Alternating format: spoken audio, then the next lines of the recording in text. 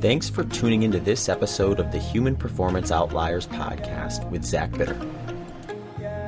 All right, everyone, welcome back to another episode of the Human Performance Outliers podcast. I'm your host, Zach Bitter, and today I have a guest interview for you today. Today's guest is Kristian Morgan. Kristian's actually a returning guest. He came on earlier for episode 338, where we talked about some of these long-haul ultramarathons where multi-day is probably not even doing it justice because some of these are like literally weeks, if not months. So specifically, we were focusing on the Appalachian Trail with Kristian because he had been on that one for 3 attempts, I believe, at the time, which is a 2,200 mile stretch. So people who are just like moving through that as quickly as they can are up into the 40 plus day range for those things. Well, Kristian just recently broke the fastest known time for the southbound route, meaning he went south to north. There's also a north to southbound time and fastest known time. So Kristian now has the second fastest time on that trail, which I believe was 44 days, 4 hours, 54 minutes, and just recently got the fastest known time for the southbound, which is 45 days, 4 hours, and 27 minutes. So I wanted to see what all that entailed. It was an interesting discussion because apparently the conditions just weren't great relative to what he's seen in the past, yet he managed to get through it quicker. So it's fun to kind of dive into some specifics and add to some of the stuff we talked about in the previous episode. So Kristian's here to chat about all things long haul ultra and Appalachian Trail. Before we get rolling with Kristian, though, just a quick announcement about the show raffle. So if you want to win a free 30-minute consultation with me, you can do so by entering a raffle. And the way you enter this raffle is simply sharing an episode that you listened to and enjoyed on social media. Just make sure when you do that, you tag me, or if you're sharing it in an area where I'm not there and you can't tag me, take a screenshot it and just email it to me at hpopodcast@gmail.com and I'll enter you in that raffle. But generally speaking, if you tag me on one of the major social media channels, I'll see it. I'll put you on the raffle. And at the end of the month, I'll draw and announce the next winner. So I appreciate all the people so far who have been participating in this. It really does help me grow the show, spread the word, let your friends, family, and followers know about the episodes that you enjoyed so they can do it too. Also, just general stuff. If you want to support the show and or access ad-free early release episodes, you can head over to the show Patreon page. You can access that by heading to the show landing page, which is just zachbitter.com/HPO, which is where you can find all the other show support options, as well as the full catalog with details, which now actually include full show transcripts. So if you have an episode and you're like trying to remember when or where I talked about a specific thing and you just remember a few keywords, you can actually go over to the show landing page, which has the catalog of all the episodes. Click on that episode, all the details are there, and below that is a full transcript.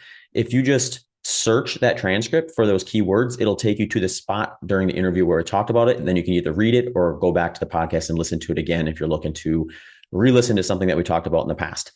A couple other things with just podcast episodes in general.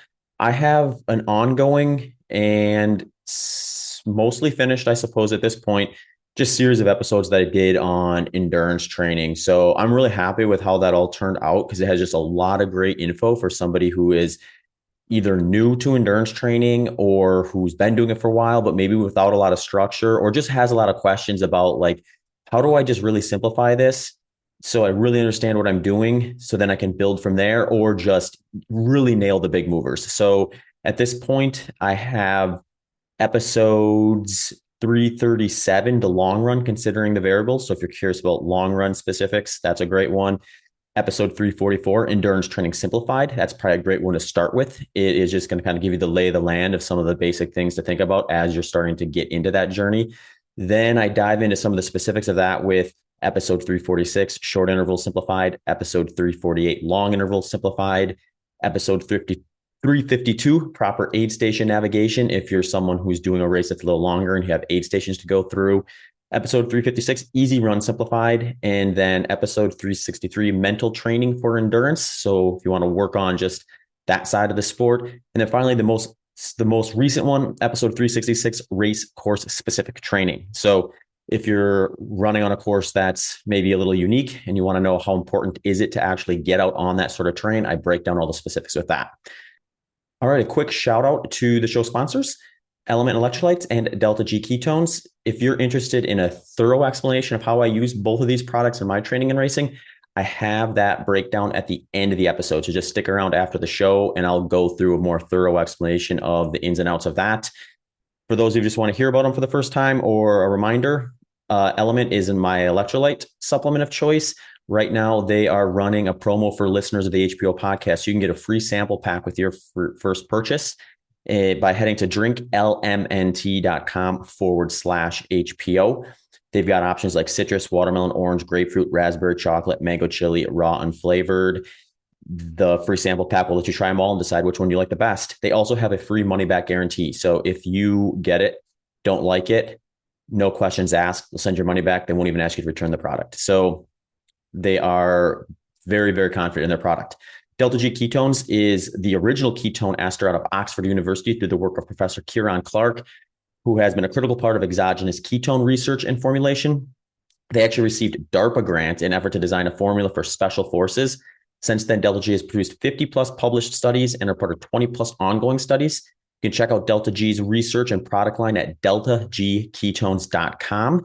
And there you can also sign up for a free consultation and dive into the research with them and find out whether their product is going to be something that'd be useful for your lifestyle. They also have some discounts on their page. So head to deltagketones.com to get a hold of all that stuff. All right, Kristian, welcome back to the show. The listeners didn't hear it, but you just cracked open a brew. What are you celebrating, buddy? Oh yeah, the Southbound Appalachian Trail FKT. Yeah, here's to that. Very cool. Yeah, for the listeners who are either new or unaware, Kristian, you came on the show. How long ago was that? That was probably at least a year ago at this point. No, it was actually earlier this year. Oh, was it? That's yeah, early, man. My perception of time has just been so off kilter. Basically, since the pandemic, it's been skewed to some degree. But since we moved to Austin, I feel like I'm just now getting efficient within the city where, all right, now I have like my routine fully established. I know where everything's at. I'm not like making up for inefficiencies that I'm relearning. And that time goes by so fast from when you start, everything kind of is a bit of a blur. But yeah, I guess that wasn't that long ago. So, but you have good reason to come back on. I mean, we were talking about just like the overall topic, I think, of some of this like longer ultra marathon or FKT type stuff that is a segment of the ultra running community, and just what all goes into that, how it differs and things. And I mean, these things are super impressive, super long, super logistic dependent and all sorts of stuff. So when you reached out and said, hey, I think we talked about your attempt, I think on the last show, or your attempts to, well, this is your fourth time, right? If I remember correctly. Correct. Yeah. Your fourth attempt of the Southbound Appalachian Trail record. It was cool to see that you went and did it. Let's chat about that a bit. Yeah, I mean, it was interesting actually listening to your show, because I know you started to have some more longer distance ultra runners. I think did Pete Kostelnik come on your show? He was on my show quite a while ago, actually. So I was still in Phoenix, I think, when he came on. I had John Kelly on most recently. He's probably the most recent long hauler that... Yeah, actually, I'll listen to that. Yeah. No, because I know your personal interest are also planning to run across America. So obviously you're going to take a natural interest into what someone describes as mega running. Yeah. Like the multi-stage, multi-week, multi-month kind of running. So yeah, I felt it was probably a good call to give you a shout. And here I am, like with the Southbound record just got officially recognized by fastest known times yesterday. And it's less than 2 weeks ago I stepped off the trail. My last day was 85 miles and 20 something thousand feet of gain on gnarly trail. And yeah, I feel like it's such a long time ago now. I'm already starting to miss the trail as well. You're back out of hibernation after catching up on all the sleep deprivation, and you're ready to do some podcasts. Yeah, totally, for sure. But actually talking about the sleep. No, I'm still having good deep sleep. I'm really slow, walking around and stuff. It takes some kind of healing to come back from something like this. I joke, I was in a supermarket the other day, and there was one tasty looking apple, and a 75-year-old beat me to go and get it. That's what'll happen. Yeah. You go from the fittest you could possibly be to the least capable in a very, well, I guess it's a long period of time giving this, but it probably doesn't feel that way to you.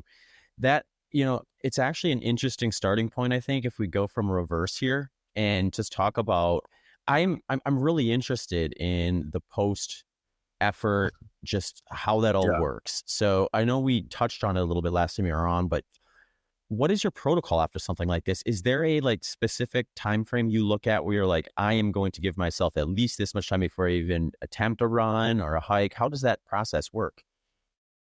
I'm such an intuitive person. When I was probably younger, I would think to myself, maybe I'm unorganized or unstructured. But now I realize actually I'm really intuitive. And what that ultimately means, I guess, is that I listen to my body. I listen to myself. And so, yeah, I mean, the good thing is that I did this last year. I ran the Appalachian Trail a day faster last year. I ran Northbound, was it 44 days and 4 hours, second fastest time in the world. And then this year I ran the third fastest time in the world. And last year I went through the whole recovery process, and no, I don't have a prescribed date or day I'm going to run.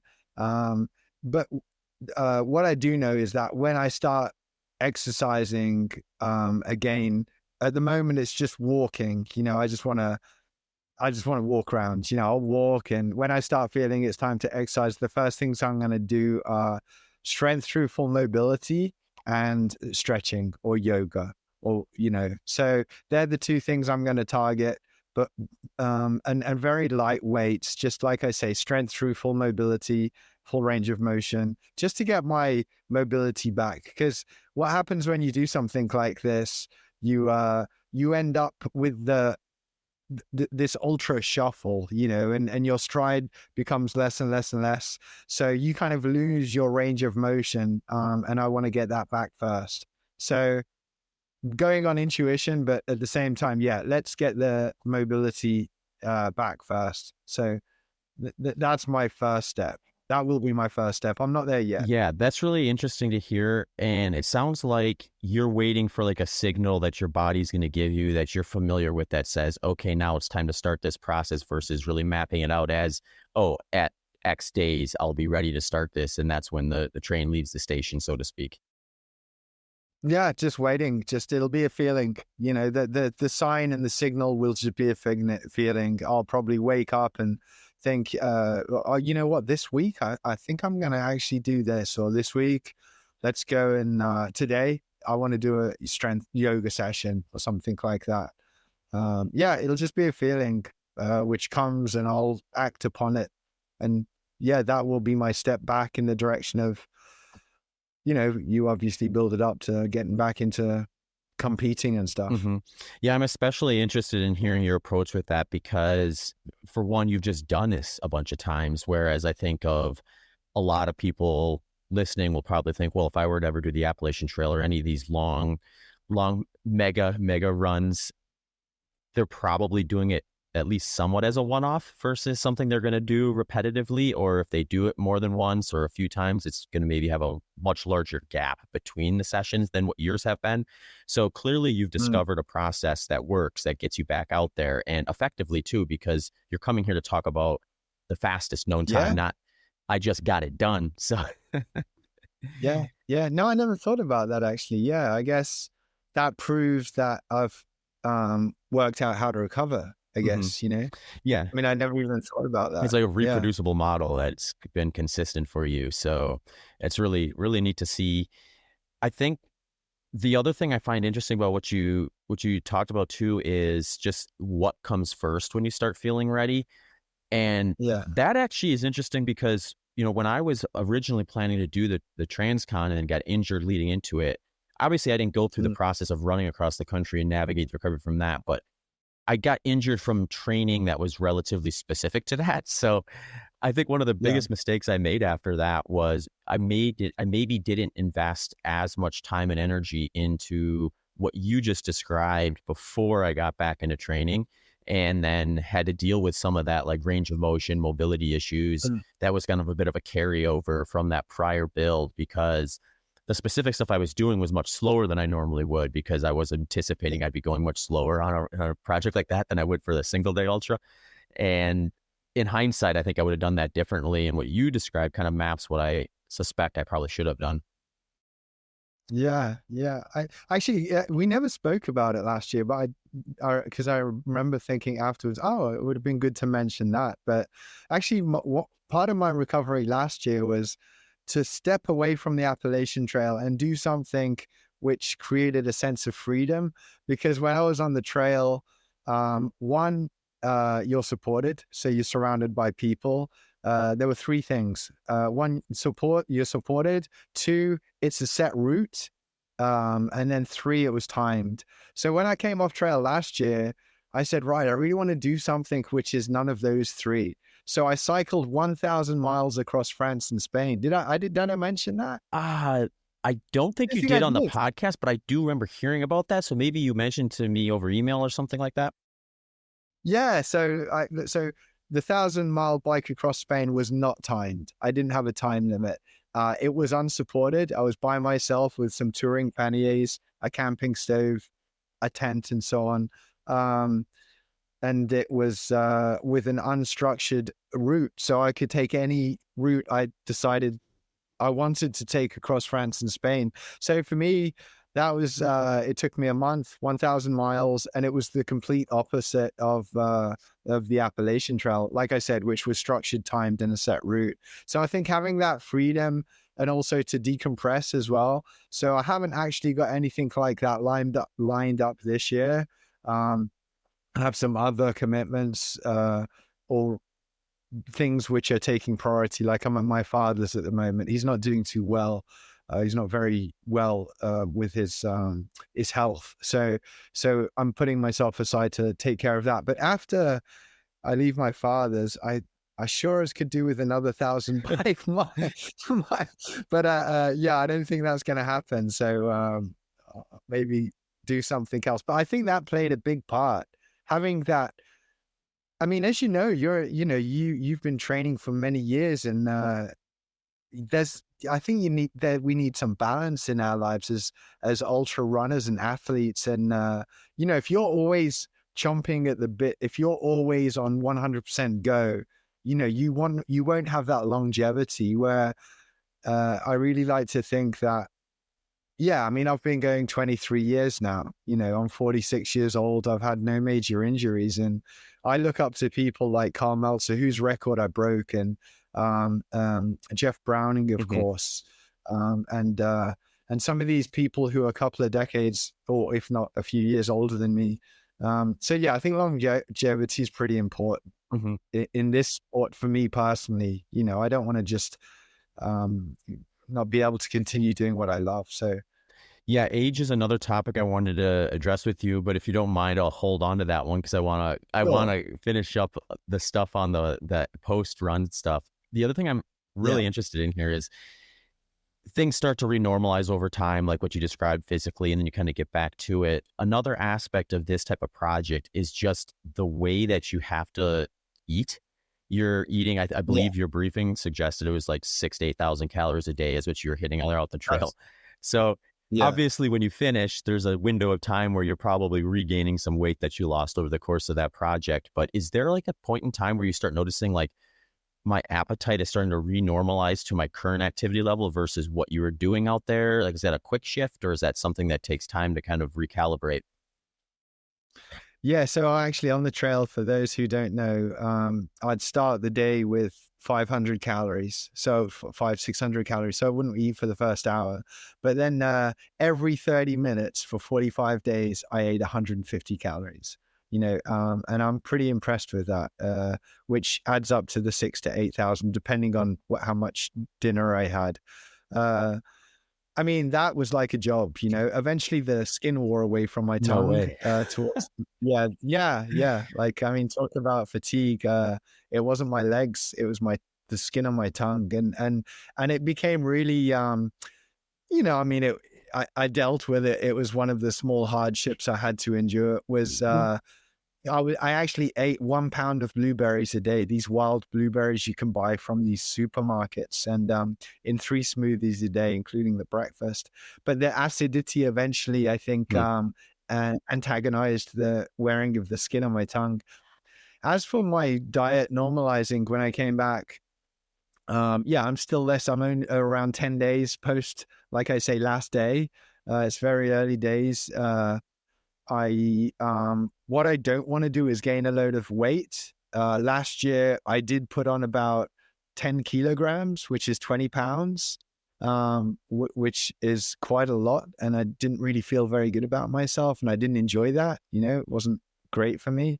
And then in 21, the same thing, I allowed the same thing to happen. So this year I'm kind of taking the approach of more high protein fat.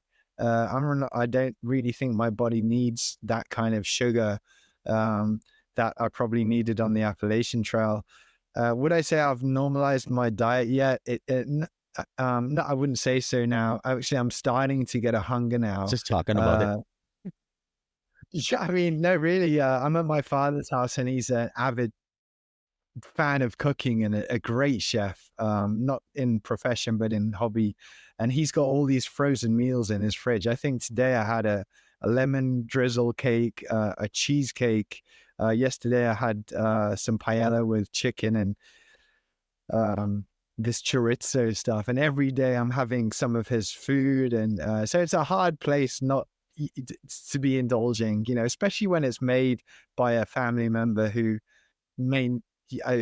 not doing very well at the moment. You want to kind of, soak up his love. Yeah, So, it sounds like he needs to set up a little diner just on the end of the Appalachian Trail and catch you guys coming off. I'm telling you, man, if he'd like Roger's homemade pies or something, he'd do all right. That's funny. Yeah, he'd be pretty good. Awesome. Yeah, I think it's just really interesting to kind of learn and hear about kind of the process and the aftermath of these sort of things, because I mean, if you look into the sport or that end of it, there's definitely some variance there where you see people who maybe kind of get a little too carried away and potentially never return to their former self after something like this, versus people like yourself who are clearly both physically and mentally motivated to keep doing it. And I mentioned it before, age is an interesting piece of this puzzle to me, because I mean, we're talking 2,200 miles, so the intensity has to be low. So it takes away a little bit of that, I guess, need to have like that youthful speed available to you. You obviously don't want to be like immobile, but I wonder where the age of like prime would something like where you have that perfect balance where you might have of 23 years of experience, but still young enough to move well enough compared to even your younger self to make something like this very much within reach. Do you have any thoughts on that? Because I think Carl was maybe a couple of years older than you when he originally set the record, right? Yeah, 48 years old. Yeah. And I think the recovery plays a big part too. But actually, when I was with Carol Sabe back in 2018, I asked myself quite realistically, I said to myself, Kristian, because I was running behind Carol for about 35 miles a day for 15 days of his attempt. And he's a phenomenal athlete. And I said to myself, Kristian, is this pace fast? And the answer was no, 3 times, and like then I was 41 years old, so not much older than I am now, younger rather. So even Carol in his late 20s doing something like this held the pace, had quite a slow, steady pace. In fact, one of Carol Sabe's, he's aware he just reinvented the Pacific Crest Trail record. He did very well out there. And one of his quotes, which stuck with me, while I was out on the Appalachian Trail, because you get inspired by sometimes things people say. Was it something like run slow to be fast? And that stuck with me because and I also remember Joe McConaughey saying whenever he would try to push his pace, because Joe McConaughey has the self-supported record on the Appalachian Trail, he said whenever he would try to push himself, he would pay for it the next day, or his knee would hurt, or some part of his body would complain. So I wouldn't really say that I would move any quicker. I mean, Carol wasn't moving any quicker. I don't know if my younger self would move quicker, but I certainly know recovery is an issue, because if you can't go to sleep and 6 to 7 hours, wake up and repeat another 50-mile day with like 11,000 feet of gain and loss over gnarly terrain, then you're out of the game. You know, it's game over. You know, you get out, like it's not going to happen for you. So as for pace, I think the pace is, there's going to be I'm sure there's a certain time frame where you're like, you know what, that's too slow. Like 20 hours a day on trail is too much. So yeah, I don't think I've hit at the age of 46. I don't think I've started to hit that downward curve yet in terms of pace. Recovery, I really don't know. Some scientists did a pretty interesting currently analyzing the data for a study that they have done on me. They're the same guys that studied Joe McConaughey when he did his Arizona trail. I forget the guys' names, but so when that data comes out, that'll be very interesting. I'll be sure to share it, on my Instagram and so on. But yeah, I really wouldn't think that if I was 26 or if I'm 46 would be going any faster on the trail. Yeah, it almost seems like the necessary pace is slow enough where it's more about just how much more efficient can you get with like the non-moving points of the trip than it is about speeding up at any given time. So it's like, can you manage to sneak an extra 30 minutes of moving time in because you weren't stopping as much, or because you were more efficient getting out in the morning, and just maybe like that knowledge base that you have of being on that trail so much is going to give you some of that relative efficiency. You know what, Zach, like, I think you've totally got it there, because that elapsed time and moving time, you really want to bring it down. I mean, I was pretty strict early on, and I would have what was called moving road crossings. So I would see the crew and I wouldn't stop moving. I would change what someone would hold a pack out. I would always change back. I'd never refill the pockets to my pack. It was always change your pack after 8 miles or whatever, 15 miles, change the pack. And then just carry on. That was it. Drink. I had 2 Monster energy drinks a day. And so sometimes I'd drink one of those, or like I said, I had a pound of wild blueberries every day. So I'd have my blueberry smoothie. But I started to get a little bit lazy, if I'm honest. Where could I improve next year if I was going to go for the record? My moving road crossings turned into, right, let's have just 10 minutes in the chair. Maybe emotionally I needed that. I don't know. I mean, certainly this year I felt I started to feel like I wanted to sit down. I wanted a bit of time with people. I wanted to have some company. I mean, I ran those 2,200 miles 95% of the time by myself. So if that's the correct mathematics, I had about 200 miles of runners and 2,000 miles of me by myself. So when I came in to see the crew, which consisted of Gun Section and Iceman, I just wanted to be with these guys for a little bit, and then I was happy to move on. So maybe that was an emotional need rather than a physical need to sit down. But I'd say moving time over elapsed time is the difference between an FKT and not getting some kind of record. Sure. I mean, you highlighted a couple of really important points, I think, that are just good pieces of feedback that any ultra runner can take and kind of use as they're planning the race, in my opinion. And one is just like, let's be efficient in aid station transitions. So we're not like, say, standing there for 2 minutes when in theory you could be walking for 2 minutes and you maybe don't cover that much ground, but you extrapolate that over 10 aid stations. Now you may be talking about getting to the finish line a mile or two earlier or something like that. So it can be meaningful.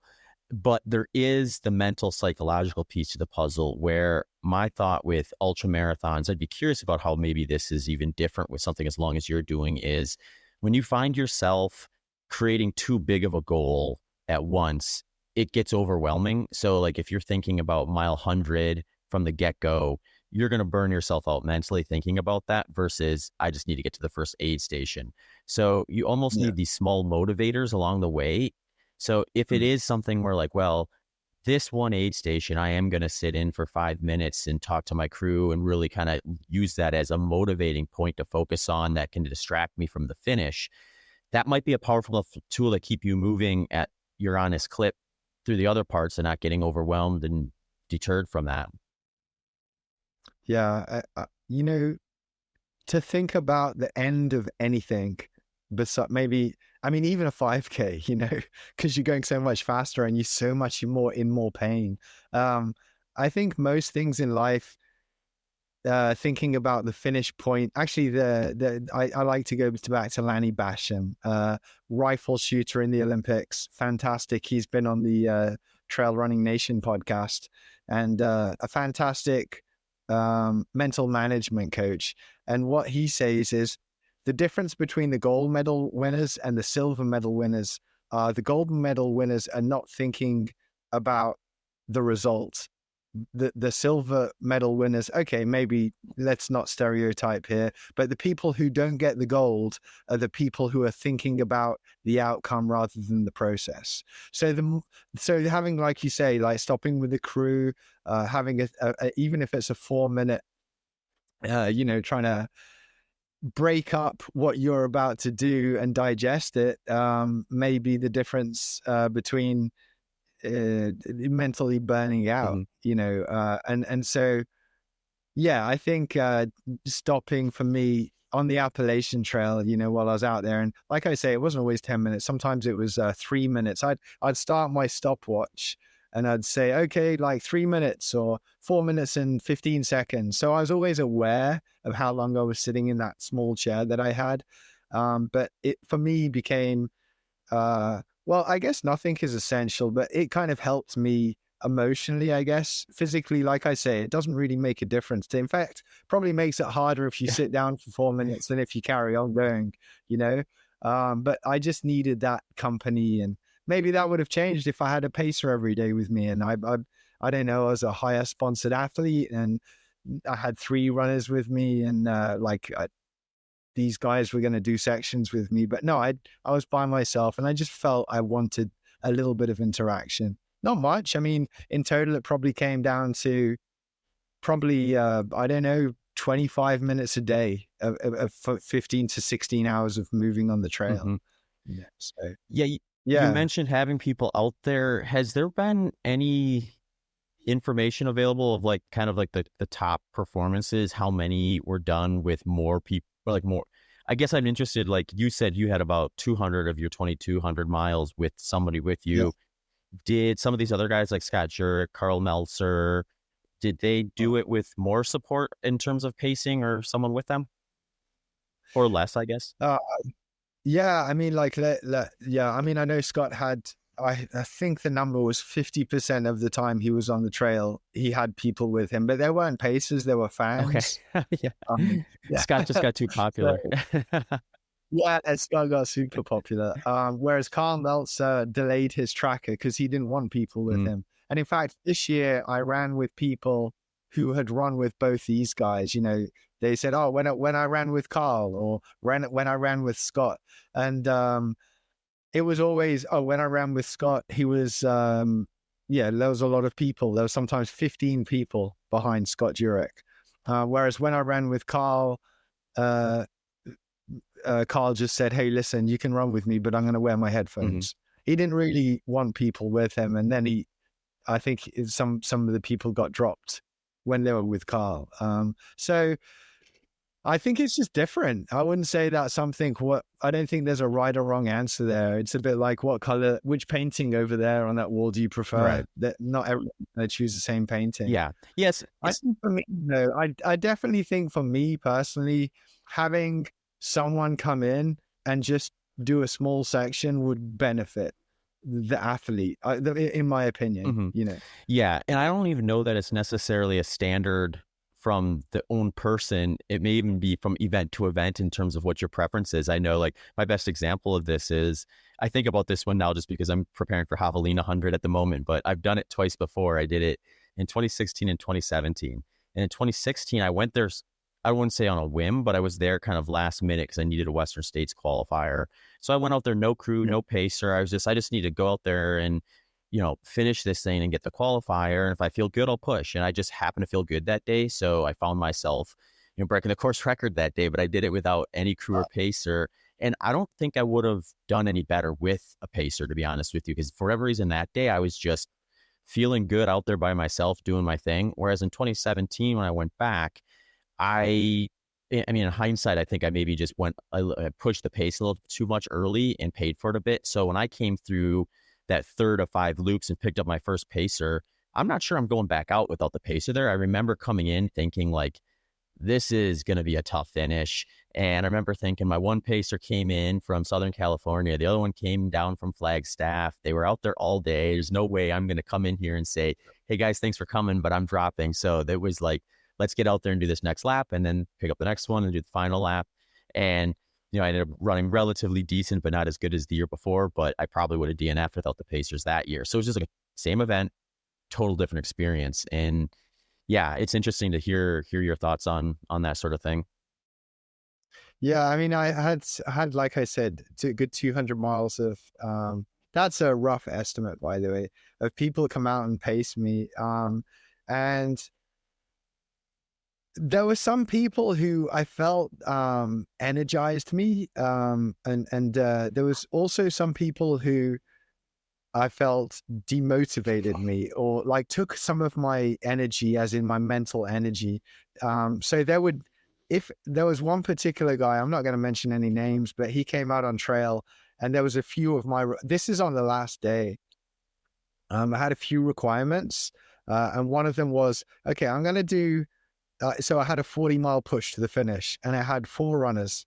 And I said, right, let's divide the 40 miles up into 10, 10, and 10. This is what I said to my crew. And let's have a runner with me for each one of those 10 miles, so I don't get stagnant with one runner.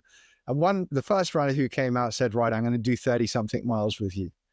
And I phoned up my crew. I was like, hey, is anyone taking charge? I've got this runner here. He told me he's going to do 33 miles. And they said, yeah, listen, we told him. I said, hold on, I'm going to put you on loudspeaker. So I put a gun section on loudspeaker.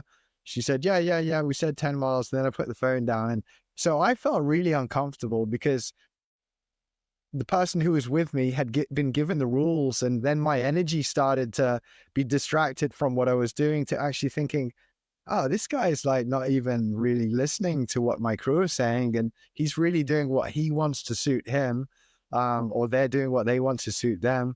And that took my energy a bit. Whereas then the next person I saw said, hey, I'm out here to pace you. I want to do what helps you in the record attempt. Dude, if you get bored of me or anything, I'm going to step off trail. Listen, I'm here to serve you. So that kind of energized me. So depending on the person, and I guess how selfish or selfless they were, energized me or de-energized me, I know that seems quite a needy thing to do, but the guy who was running with me said, hey, this is your race. This is your FKT attempt. You want to do it the way you want to do it. So yeah, if people don't play by the rules sometimes, and maybe they're out there to just invest in their experience, that might not work. That doesn't work for me. Yeah. I mean, that's really interesting, because I think it's like you're stretched thin in terms of your mental bandwidth and what you're able to tolerate and not tolerate with these things, where when you have a situation where it becomes more mentally taxing than it would otherwise, that's a huge hit that can impact you impact the day, which can spiral into multiple days, I would imagine. And you don't necessarily know what that is or when it's going to happen. So I would just imagine, like, as someone out there, you just got to take your word for it, because unless you're like neglecting something like your fueling or your hydration, and then you have a crew member force you to do something that they know is going to be a bad end outcome if you don't, stuff like that. I think, yeah, you have to like lean on your intuition and know, like, this is going to be what makes my mind more at peace at the moment. So let's go with this. So I think you're in a position where greed is necessary, if you want to call it that in any way. Yeah, no, I agree. You need, when you're putting yourself into something again, and it doesn't really matter if it's a super long trail or 100 miles, I think the more energy you can put into it and the less energy which is almost lost thinking or being distracted about something else, the better you're going to do. It comes down to your focus and your energy. So yeah, like it's essential, if you want to do well, to be greedy with your energy. And I mean, I have no problems with, the more self-confident you are to say, hey, this is how I want to do it. This is going to work good for me. So let's do it this way. Otherwise it's not. I'm sorry, but that doesn't work for me. Might be an uncomfortable situation with the person at the time, but yeah, it's going to serve you better. Yeah. The other thing I wanted to kind of go back and ask you about along the nutrition side of things was, you mentioned your protocol where you were doing, I think it was 150 calories every 30 minutes. And, I haven't really given this as much thought as I probably should, where like you have these like kind of common understandings with single day ultras, or even, shorter multi-day versions of those, that there's going to be a chance that there's a digestive issue, and that may greatly impact what happens that day for you. I think the data at the moment suggests like 60% of participants are going to experience some form of gastrointestinal issue. And of those 60%, about half of them will be severe to the point where it's really impeding your progress. So, wow. I mean, I guess there's no reason to believe that that can't happen given what you're doing, but perhaps with a larger consequence, in the sense that the sooner you're able to kind of rally that back, the more on point you can become again. What is the digestion process like? Are you dealing with issues? Are you just uniquely capable of taking in a lot of fuel without having a lot of issues with it? I'm really curious on how those presented problems that you maybe weren't anticipating, or maybe they didn't. Yeah, the first few days, I mean, so yeah, like I said, 6,000 to 8,000, 6 on the low end, 8 on the upper end. It's about that. The first few days, I believe, especially day one, you probably don't need that many calories, because you still have, your engine is not really, your furnace is not hot yet. But like after day 10, you're really, your metabolism is super high. You're burning everything you put inside of yourself. So it was hard to begin with to eat that many calories, but as the days went by, I started to feel, I don't know, I started to feel, right, this is great. I'm using what I eat, I'm using for energy along the trail.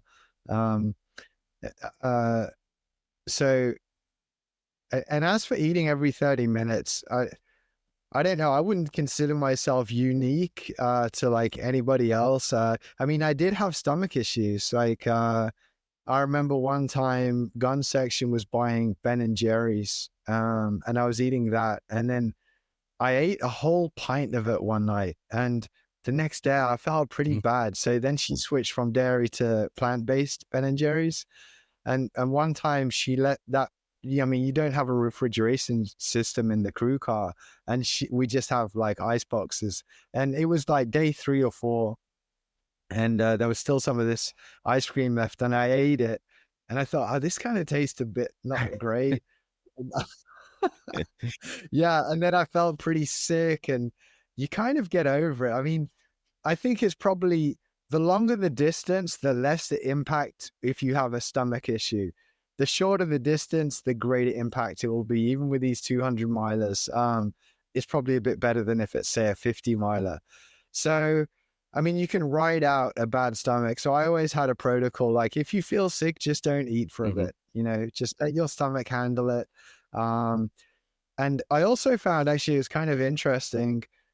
If I ever calorie bombed, that was a bad idea. I remember Carl Meltzer saying, don't feast and don't famine. So don't have too much and don't have not enough.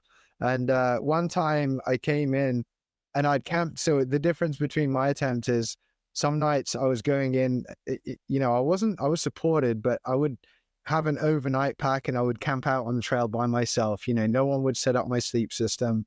I would take in my own tent, all these things, camp out on the trail, just like a thru hiker. On 2 or 3 occasions, because I didn't want to carry too much, I didn't carry in an overnight meal. I just said, okay, I'll just go with my snacks. But that just totally didn't work. So eating, at the end of the day, you need to eat you need to have a big amount of calories, because on those occasions where I didn't have a meal, the next day I just felt super empty. I had no energy. And I bombed. I phoned up the crew. I was like, hey guys, I'm stumbling here. I've asked a couple of thru hikers I've passed for bars, but I'm in trouble. And when I got in, and then instead of having like 150 calories every 30 minutes, I had suddenly 600 calories. It was too much for my stomach to handle. Then I had the opposite effect of, okay, now, yeah, I've got food, but I'm really tired. I've got no energy because my body's trying to digest this food. So yeah, I did have my stomach issues. And as you go on a 2,000-mile journey, you learn to change things and adapt on the way.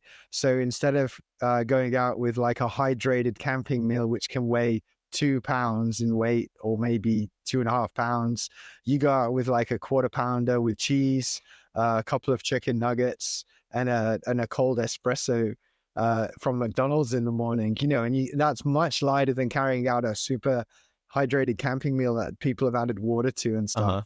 So yeah, I learned along the way, but I did have my stomach issues as well. Yeah, I would imagine there's definitely some unpredictable nature to that, but you have some precedents, probably like how you navigate those situations. And it sounds like you kind of know what to do and then how to bounce back from it.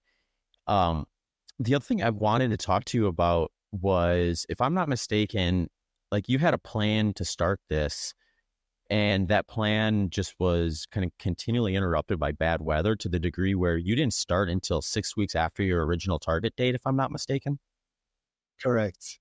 Yeah, so that's wild to me because for one, I'm thinking of just like, and perhaps it's different for something like this, but I'm just thinking like you're going into your preparation assuming there's this date, and then that date shows up 6 weeks later. I'd be curious about how you navigate that timeline, because I'm thinking to myself, like, I'm training for a 100-mile right now.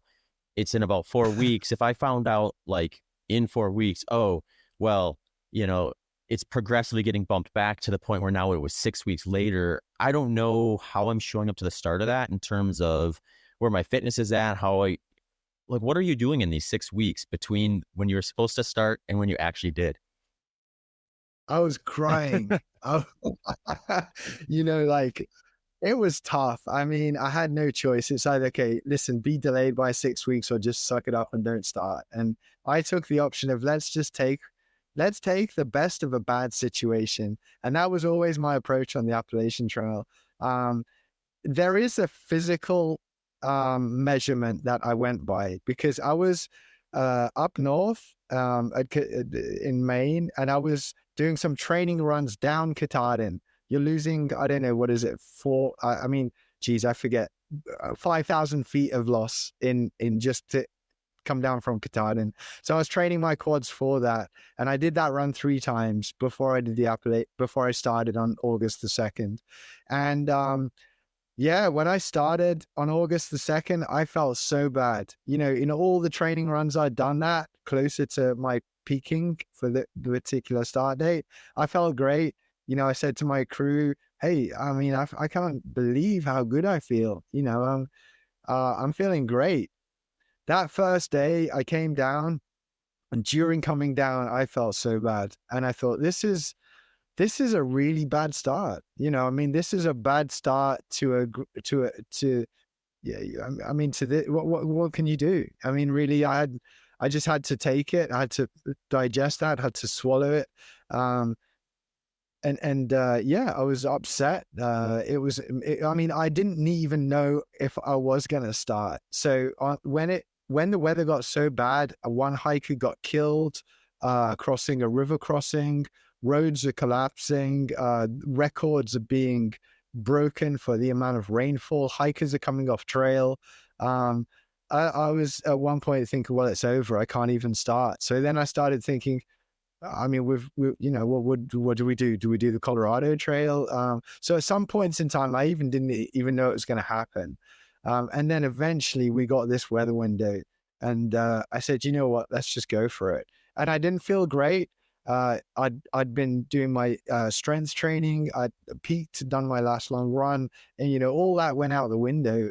Could I have done better if we started on the set date? I'd say so. I would say I was physically conditioned, and I started to lose that, you know, mentally burning energy while I'm waiting to start. So I guess, you know what, Zach, I just said, hey, what else can I do? You know, this is a bad situation, but actually I can do it. So let's go for it. Yeah, it's sort of taking that mindset where there's going to be things you can control and things you can't control, and to spend any mental energy on the things you can't control isn't going to make it any better. So at that point, you almost have to just accept the situation and then make the best decision from there. And it sounds like you did just that. And as far as best case scenarios, you got the record. So yeah, I mean, totally. You know, I had a saying. It wasn't even a saying. I had a realization while I was out on the trail, and I just noticed this cycle: breakdown, persistent breakthrough. In fact, I didn't even use the word persist. It was breakdown, breakthrough. So if anyone comes up with that term, you know, you heard it here first, right? I experienced it on a daily basis, especially the beginning. I would break down and I would break through. And so the only way I would break down is I would just allow myself to continue moving forwards. And if I fed into whatever was breaking me down with negative energy, I would have not made a breakthrough. I wouldn't have finished the trail. There's only one way you can get to the end of a 2,200 mile run, and it's to have a positive mindset. I mean, you run 100 milers, Zach. When you have a negative, I mean, because it's going to happen. Mm-hmm. You know, you're not going to feel great from start to finish. Otherwise, that's just not going to happen. I mean, do you use negativity to fight negativity? I mean, how do you get out of those negative spots? No, what you just described, I imagine, is just like a much longer timeline version of what I would do for 100 miles. And I mean, that it's impressive that you're able to do it for that long. I think of it like going into the race knowing that you're going to have those kind of peaks and valleys in terms of your perception of how things are going, or you know what the task at hand is from a sustainability standpoint. So knowing that you're going to be presented with that negativity is, I think, a really powerful tool to go into the event with, because then when it happens, you can be honest with yourself and say, okay, I knew this was going to happen. Now I know how I'm supposed to respond to this. I know how I'm not supposed to respond to this. And then if you do take the bait, so to speak, and let your mind go negative, you know that you made the wrong decision. And I think, I mean, we're all competitive to some degree, and I don't think we want to have a situation where we step off the course thinking, oh, I failed myself. I went in with the right plan, but I wasn't able to execute it, versus something uncontrollable stops you. So I think that can be powerful, knowing what the right decisions are going in as largely as you can, so that when you're presented with something, you're not burning a bunch of mental energy just trying to navigate a situation that you don't know what the process is for. But ultimately, at the end of the day, the way I look at, just my relative capability to run a 100-mile race, the difference between me being like just really nailing it or just having an okay day when I'm in the same fitness state is really the degree to which I can catch those situations and, make the right decision sooner rather than later, versus sitting there and dwelling on it for a little bit and then saying, okay, wait, I know this is wrong, and then recorrecting. And so the more times you can kind of like consistently pass through that and notice it, accept that you might feel a little more miserable than the average for a period of time, and then but also know that's going to pass, the better your outcome ends up being. And it's like super independent from your fitness state, which is a really interesting piece to the puzzle, in my opinion. So it's the ability to react to a situation as soon as possible will give you the best possible outcome. Mm-hmm. And like what you were saying before with just relative efficiency, I think it's the same thing. It's like, if I could run the exact same pace, but if my non-moving time is twice as long, I'm arriving there later despite working just as hard. Same thing with my mind. It's like, I could dwell on a mistake or dwell on a low point for twice as long, but then it's going to reduce, or it's going to extend the amount of time I'm in a bad place versus a good place. So the more I can eliminate that time frame of doubting, the quicker I'm going to be able to get to the finish line with that side of things. So it is that balance between the physical and the mental, and kind of working both those systems at the same time, I think. Yeah. Yeah.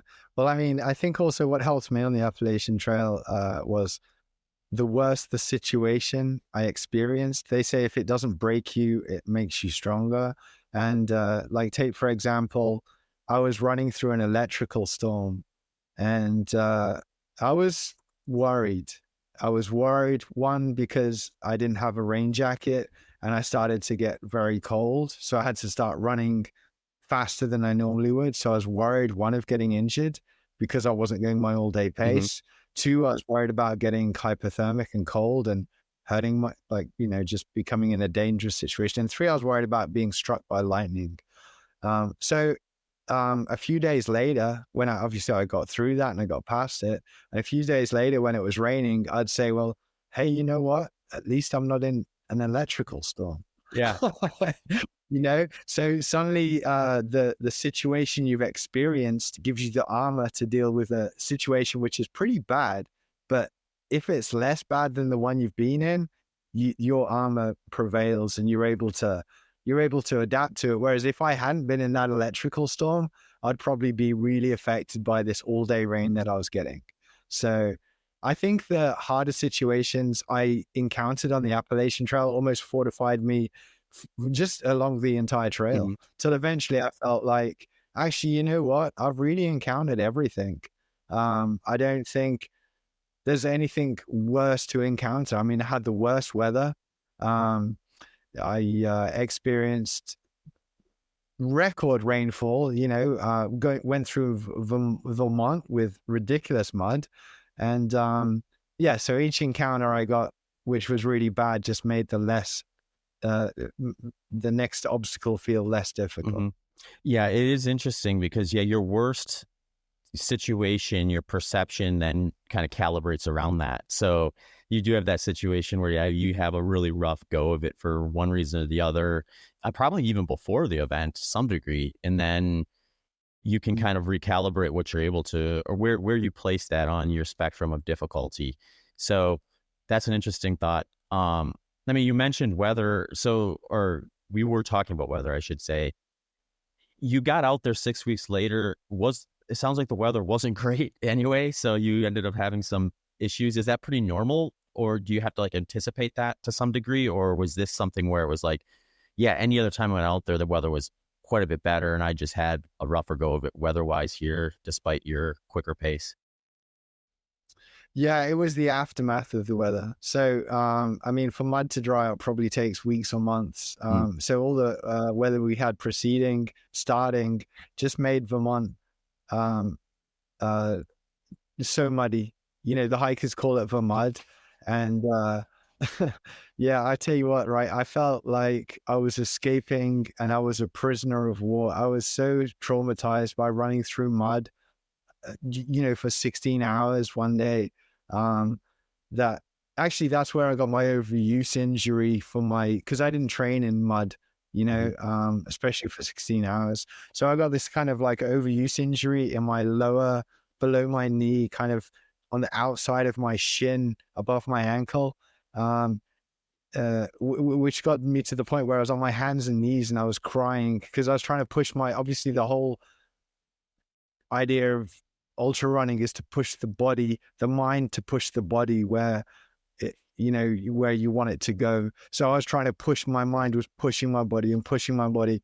And I got to the point where I got down on my hands and knees.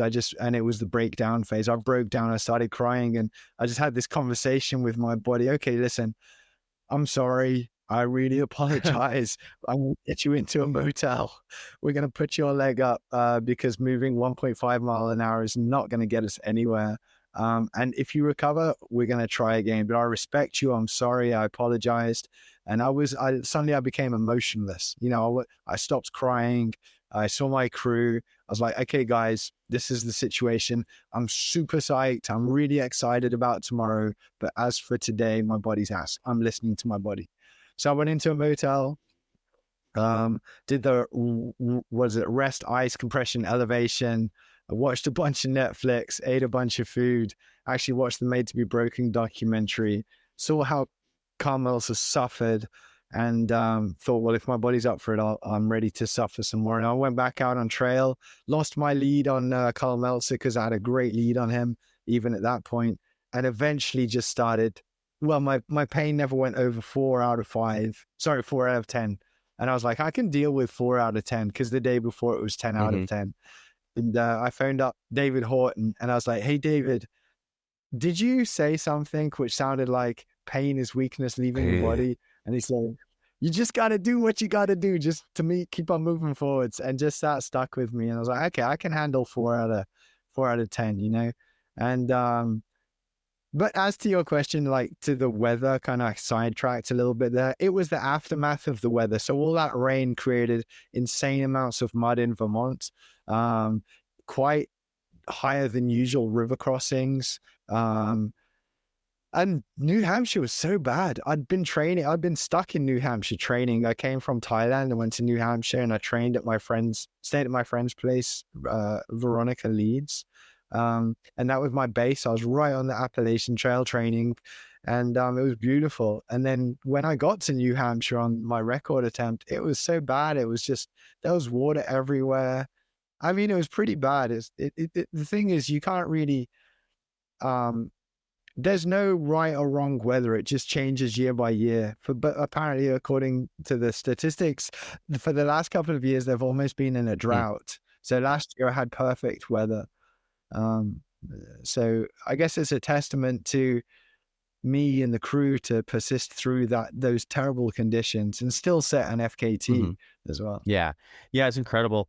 I think just the relative nature of this sport is growing across the spectrum, and I think generally speaking, the FKT and the long haul FKT stuff is getting more and more popular to the degree where I feel like I just see.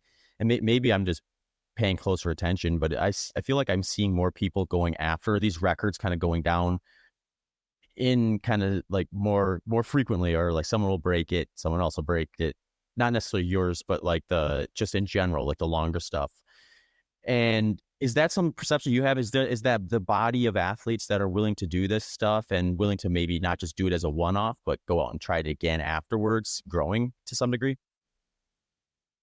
So I was listening to you were on the guy's podcast twice. I forgot. Joe Rogan, yeah. Right? I was listening to Joe, great podcast, and he had Ronnie Coleman on 9 times or something like that, Mr. Olympia. And I think Joe said, like, how do you guys come back and show up year after year and keep on becoming the world's best? What is it? I mean, there's Arnold Schwarzenegger, 7 times Mr. Olympia, Ronnie Coleman, 9 times Mr. Olympia, and a bunch of other guys who I forgot. And I guess once you kind of crack that code and you have that experience, you can come back and you can apply that template and you can build on your previous successes. Like you've built this platform and you can stand even higher the next time you go back and do something. So if you look at the likes of, say, for example, Carol Sabe, who for me started this all off, I was a member of his team in 2018, and I was inspired by my experience with him. He set the record on the Pacific Crest Trail. He set the record on the Appalachian Trail. He set the record via Alpina in Europe, which is pretty amazing. And then he went back to the Pacific Crest Trail and broke the record that Timothy Olsen set. So that's 4 trails which are over 2,000 miles long, and he definitely has cracked the code, and worked out what you've got to do. I myself, and I'm a 2-time Appalachian Trail finisher now, the 2nd and the 3rd fastest times ever in the world. I'm pretty pleased with that, and I even have the hunger to go back, if I'm honest. So there's I think once you experience something you must have experienced it yourself, with your first 100-miler. You have this amazing experience. It's valuable to you and you want to repeat it. Otherwise, you're probably missing out on something. Arnold Schwarzenegger, Ronnie Coleman, Carol Sabay, Kristian Morgan, Zach Bitter. You know what I mean? Everyone's repeating something they're personally good at, and that's... So I would say, yeah, you go and you do, and not just us guys, but look at the thru hikers. These guys don't just hike a trail. They hike the Appalachian Trail, then they hike the PCT, then they become a triple crowner. They do the Continental Divide. And then some of these dudes, my friend Peacefoot, he's just about to finish the PCT and he's going to be a triple crowner. I mean, can you imagine? Yeah. You know what I find interesting is I think there's this, at least this is how I look at it, is I always find, even when I kind of have the process dialed in, where okay, this is what I know what I could do, I'll finish and I'll always find something where it's you know what, I think if I could just maybe improve this little spot here, I might be able to go a little bit faster. So as long as that stays there, I think it's the motivation to kind of go out and try to improve upon your prior attempt, or figure out something that you haven't quite solved yet, because there's an endless number of things that can kind of go differently or go wrong. So just having a scenario where well, if I do it again, maybe I will better navigate this situation, or I won't have to make the best of this bad situation because I won't get into that bad situation. And yeah, I think that is what probably brings me back the strongest. And more than any specific time or record, is just walking away from certain disciplines that I'm interested in and thinking, okay, yeah, I got everything out of myself there. And in a perfect world, maybe it would have gone faster, but I really can't expect to have gone much faster than I did. I mean, there's a reason they say it takes a lifetime to become or to achieve excellence. I really think it's just, you're repeating, and every single time you're doing it, maybe it takes a certain type of personality, but I definitely have those qualities, or traits, however you want to look at it, that when I do something, I've been doing it since I've been running marathons and ultras. The first thing I would do is, what did I do wrong? Because that for me is so valuable, and when I do it again, I can cross those things off and not repeat them. So yeah, maybe, I don't know if it's human nature or if it's a certain type of personality, but if you want to achieve, if you want to be the best or really try to excel at something, I think looking at your mistakes in prior attempts or races is the way to do it. For sure. That's, it seems like a no-brainer to me. Mm-hmm. Yeah. So is it too early to ask what's next? Well, definitely, recovery for me, super important. Want to feel recovered. I'm excited about life, Zach. Mm-hmm. I got so many things that I'm passionate and excited about. In terms of what am I going to do? I think the big question is, do I let go of the Appalachian Trail, or do I not let go of it in terms of going to improve myself? So I think the big question for me is, am I finished with the AT, trying to set speed records? Because there's always the northbound and the overall record. And do I let go? Because there's so many things I've identified that I can change, like you said, and improve. The list is long. It's such a long list, and I feel I can improve so much. And I'm all still only 46, mm-hmm. For these long, slow endurance events. I'm still in the game with my age. My experience is amazing. Or do I kind of just say, let it go? So have I got to that point where I have that answer yet? I don't have that answer yet. I'm not there yet. So I can't answer it. But yes, I'd love to go back to the Appalachian Trail 24 or 25. Would I do a bunch of things differently? Yes. Or do I let it go and actually maybe start thinking about some other stuff, just running some 100-milers? I mean, man, I love 100-milers, there's all these races in America that I want to do. I'm getting excited about UTMB Thailand in Chiang Mai. I mean, that's been my training ground for years, and they've got a 100-mile race there, on my trails, which I know so well. So I really don't have the answer yet, so to speak. But I'm definitely enjoying the recovery, Sure. and that's pretty important. The better question probably would have been like, are there any like passion projects that you've had on the back of your mind even before this attempt that eventually you'll likely do? It sounds like, I mean, you've listed some of them, so maybe those are the. Yeah. I mean, I want to write a book. There's no question. I do want to write a book, whether I want to aim it just at runners or maybe the general public, as in how to take a template on how to become excellent at something or achieve your personal best, or maybe just follow your dreams, and put that, in an environment where people can just use that for other areas in life. So I do want to write a book. I also lived in Ethiopia for a while. And in fact, just yesterday, one of the guys who I helped emigrate to Canada, now he has 3 girls. They're all Canadian with their passports and stuff. He was in a difficult situation in Ethiopia. So that was great. Do I go over to Canada and continue with my notes for the book? I got so many projects, that I want to do, and I feel a little bit messy. Maybe I won't end up doing them all, but I mean, improve my marathon time. I still feel I can get a marathon PR. It's like, what is it? 2:49 at the moment. I'm pretty sure. And that was like I think it was mostly, there's 2:49 on trails. I raced this guy on a trail marathon. I think I ran 2:49. It's like, dude, what's your road time? I was like 2:48. It's like, well, you better get back out there. Yeah, because I think you can do a lot better. I'm a 2:29 marathon runner, man. I think you can improve your time. So I think I'd like to do that. I got a lot of things, but I'm definitely enjoying getting back into the coaching now with my runners and just forgetting about myself for a while and sitting on the couch and just listening to, my athletes and say, right, let's do this. Let's take that approach. Let's get excited about this race. And just kind of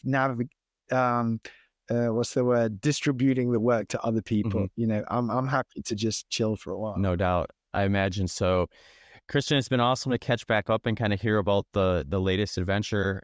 But before I let you go, if you want to let the listeners know where they can find you and kind of what you're up to, feel free to share that, and I can also add it to the show notes. Sure. Yeah. I mean, of course, I just ran for 45 days on a okay. All right. I just ran for 45 days on a trail in America, and we just spoke for 60 minutes. So there's so many things I didn't mention.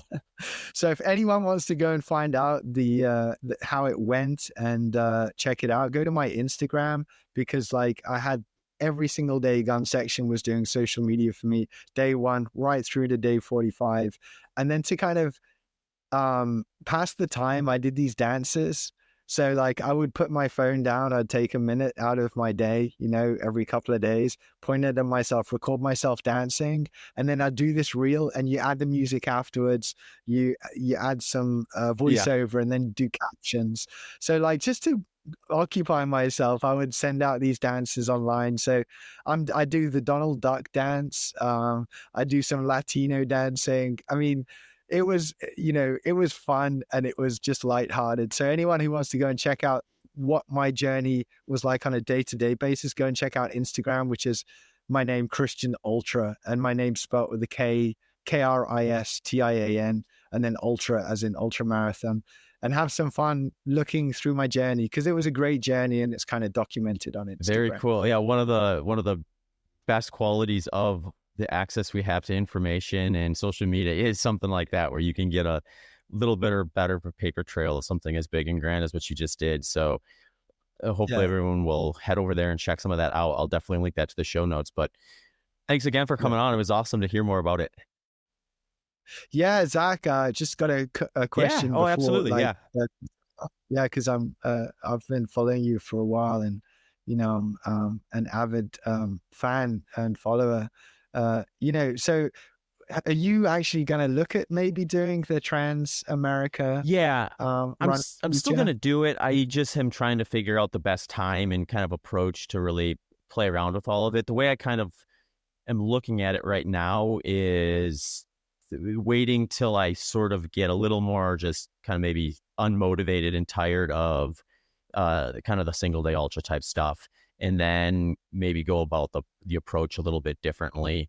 So and all of this would have probably happened maybe a little bit sooner, just in the sense that like I've had a couple injuries since that first, like I've been super injury free my entire ultra running career for the most part. But then the injury I had going into the Transcon project sort of like was a spiral of a few different injuries that kind of plagued me for the better part of the last couple of years. So it was like, it wasn't that I was not running at all, but it was like I was kind of getting back to where I felt like, all right, now I'm kind of humming on all cylinders, and I'd maybe do a race, but I just was like not quite where I wanted to be, or I needed another rep or something. And then I'd have like a hiccup in that next build up or something like that. So I'm just now kind of getting to a point where I'm really at a spot where I think I'm fit the way I was when I ran my fastest 100-miler. So part of me is kind of really interested in just like, once I get that, to kind of try to maintain it for a while and take some swings at a few different races. I've still got a lot of trail races in the 100-mile distance that I'm interested in doing, or if I haven't, some of them I've done already, but I'm confident I can go faster. So I want to, or maybe faster is maybe the wrong word for it. You never know with the trails, but like perform better on them. That I'm sort of thinking of it through that lens of exhaust yourself to some degree with that process before you jump into something that I expect to be quite a bit different, but it's definitely on the to-do list. Yeah, I mean, I'm super excited, to see you, and you'll be going for the speed record, right? Yeah, that would be the hope for sure. I mean, actually, what I'm probably doing is just waiting for you guys to get so sick of it and retire that I can just outsource all of the hard mental and logistics stuff to one of you guys, and then just bring you on board. Well, I mean, Zach, seriously, like I'll be on your team for sure, because I always think that you should try to get advice from people who have achieved what you want to achieve. Yeah. Now, I never ran fast across America, but I did run for 45 days, 2 years in a row. So, but I guess the guy you want to go to is Pete Kostelnick, for sure, right? Yeah, he's the man of the Transcon for sure. But like you said, I mean, I think there's so much crossover, just I think from the general, like the repetition of it all, the extreme of it all, and whether it's on a trail or on a road. In fact, from a logistical standpoint, I think the Transcon is probably a little bit easier because you are on a designated path that is a little more established than when you're out there in the wilderness, more or less. So I think having guys like yourself are probably almost a tier more prepared than what someone would have to be to do a Transcon type of project. Although, it's like anything, once you start wearing yourself a little thin, it's going to be difficult no matter what environment you put yourself in. So I guess it's probably kind of like comparing like a road 100-miler to a trail one. It's like they both have their unique difficulties and relative advantages over the other. So you just can't underestimate it. Yeah, well, it's good to hear you're like excited about the 100-mile scene, and you're holding that on the back burner. So because I'm really excited to follow that journey, or be a part of it, or whatever happens. But it's going to be pretty cool. And I've been following you for a few years now, and I really think if anyone's got what it takes to go and challenge that record, Zach, I think you're like particularly stand out from the crowd there. So I'm excited for you. I really awesome. am. Well, I appreciate it. Yeah, no worries. Awesome. Well, thanks again, Kristian. It was great to chat. We'll have to catch up again down the road. Yeah, sure. Thanks for having me on the show. Let's speak soon. Take care. All right, everyone. If you're still here, you're sticking around to hear about how I use the show sponsor Element Electrolytes and Delta G ketones.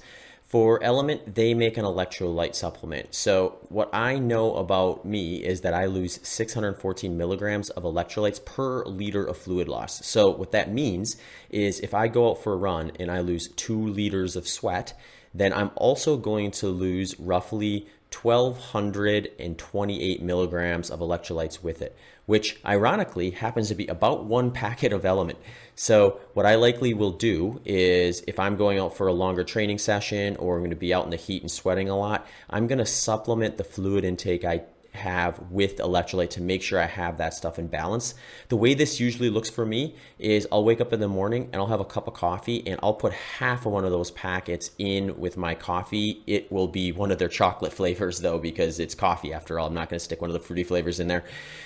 So that gets me kicked off. Then what happens is I go out for the workout and then I am drinking basically to thirst, but I am also targeting some numbers at times when it's hot enough and I know what my sweat loss is.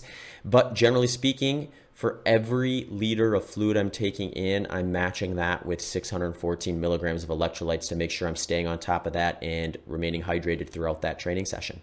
If you're interested in a deep dive and figuring out more about your fluid loss and electrolyte needs, I actually have a couple podcast episodes that might be interesting to you. One is episode 358 with Andy Blow, where I go over all things hydration.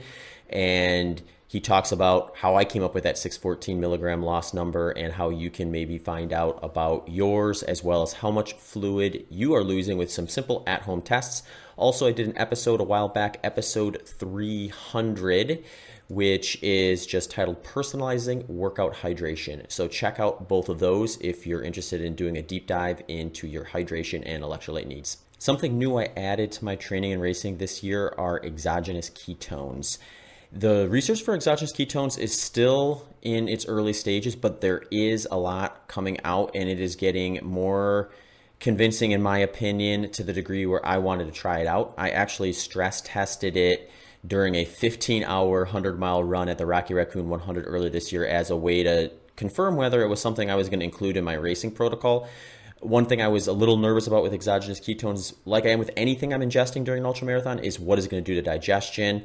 I was interested in the recovery research for some time now with exogenous ketones, and there are some newer research studies now that suggest it could also have some performance applications as well, if you're able to tolerate it and get it in the right dose. So when I decided to try it out, I went with delta G ketones because they are the ketone ester that basically all the research that has promising effects is tied to, and it's their formula that's being used in those research studies. So a lot of times you'll just go and look for an exogenous ketone, and there's all sorts of potential issues with that, whether it's a dosage or just an incorrect type, and it's not actually going to do what the research suggests it would do. So to me, it was looking at if I want to potentially get the benefits that these could be bringing, I need to be using the one that they're actually showing the research with. So that was delta G ketones. They actually received the DARPA funding and grant to actually put together that formula. So like I said in the intro message, they have 50 plus published studies and are part of 20 plus ongoing studies. My protocol with this right now, and this is something where I am evolving as I kind of do more with it, but at the moment, I'll do a bottle of their ketone performance, Delta G performance, and that is their little blue bottle. So I'll take one of those about 20 minutes before a big key training session, and that's it. If it's a race day though, I'll do that same protocol, but I will take another bottle about every 3 hours after that. So if I'm doing something that's longer duration like that 15-hour Rocky Raccoon effort I've just described, I would be doing that again at 3, 6, 9, and 12 during that particular performance. So like I said in the intro, if you want to chat with one of their experts, you can actually go to deltagketones.com, and they have a consultation service there right now where they will help you understand the research and whether your lifestyle is even something that they would be worth considering it for. So if you want to get a little more information on that, that option is available to you. Links to both Delta G ketones and Element electrolytes can be found in the show notes, as well as at zachbitter.com/HPO sponsors. Thanks for tuning into this episode of the Human Performance Outliers podcast with Zach Bitter.